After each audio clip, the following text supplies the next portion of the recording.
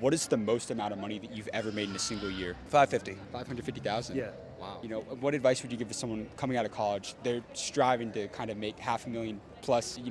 What was the biggest driving factor of success for you that led you to make that kind of money? Willingness to work nights, weekends, and all that. But I will say I'm at a point in my life now where I don't want to trade too much time for money. Would you say freedom is more important right now? Yeah, it's getting to that point. I'm in my mid-30s now, so yeah, it's getting to that point. And when I was younger, I was willing to do all that stuff. I also think, it's a different generation now. When being a millennial, we kind of started out in the worst recession. So we were doing stuff with no pay and whatnot and having to just work for everything. Now people are entering, it's a better job market for people. That could be changing, but just younger people today have a little bit better setup. But I wouldn't don't let that hold you back from really pushing. And then when it comes time, really change companies a lot. I didn't mention that. I've changed companies a lot. So don't just rest on your laurels. If you were to go back to when you were in either high school or college, what is the best piece of advice that you would tell your younger self? You're having a conversation with your 20-year-old self. What would you say? Just don't hesitate to take those risks that I ended up taking anyway. Invest earlier and don't care so much what people think along the way. What industry did you decide to pursue a career in? Commercial real estate. Agent, broker, or what are you doing right now? I'm in valuation. I run a team in DC. We do multifamily throughout the East Coast and development and existing assets from Alabama. So I moved there to do that, and I wish I'd just done it sooner. We're all from Nova. We're all from Northern Virginia. So cool, yeah. So I actually my first job was construction out in the DC area. I used to work out there, so that's actually really cool. So we know all the same areas and absolutely. stuff. I work a lot in Arlington, Alexandria. Do you know Woodbridge? Yeah, okay. They called me the Woodbridge guy for a minute there. He just moved here from really? in August. Yeah.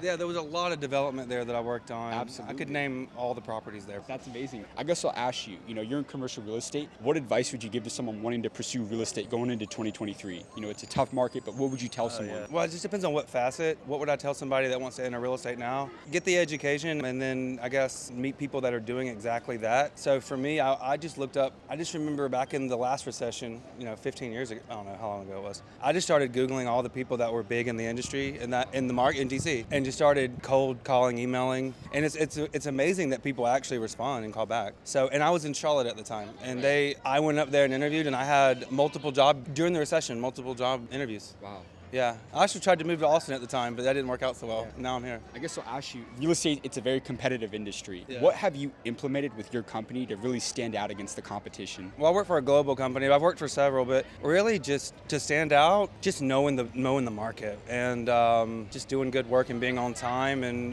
really building relationships with other players in the market in that market. So, because every real estate market is local, and as long as you get to know all the players and you're just good to people, they call again, and then I call them, so it works out. It's a relationship kind of business. I love that. And just two last questions for you. But what advice would you give to someone who's trying to get into, real estate investing? Whether they have a lot of money now or they don't, but to get to that point, what do you think it really takes, and how can you start investing, I guess, today in real estate? Well, for me, y'all understand DC particularly was a high-cost market way before, this is a high-cost market now, but I just feel like I was a renter by choice for longer than I should have been. So I would say take that leap and don't be, you got to still be conservative and not take too large of a risk, but if you have a little bit of money, go ahead and buy that house, or maybe live outside of the neighborhood exactly you want to live in, or buy that duplex and rent out the other side. Just do something, because even if it's not the best investment you've ever done, now you've got practice. You've been through the process. You kind of, you'll learn from that and then take it from there. And I just wish I'd have done all that stuff a lot earlier. I think every investor wishes they'd have done stuff earlier. And I know you work kind of on the East Coast though, but where do you think are the best 3 real estate markets that people should really be looking to invest in today's world going into 2023? Well, if you're talking about housing and stuff, everything's so out of control. I kind of think the less sexy mid-sized markets, people don't talk about, like Louisville, Birmingham, Columbia, South Carolina.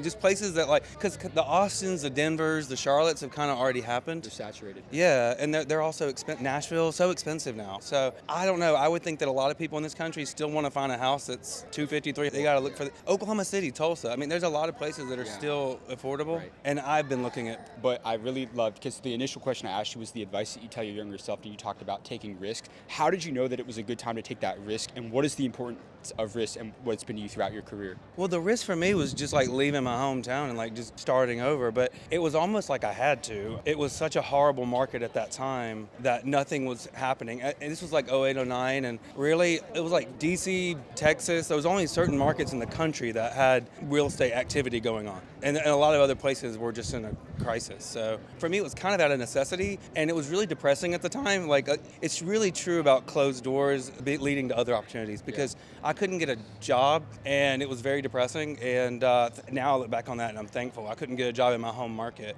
because I left. Thank you so much for your time.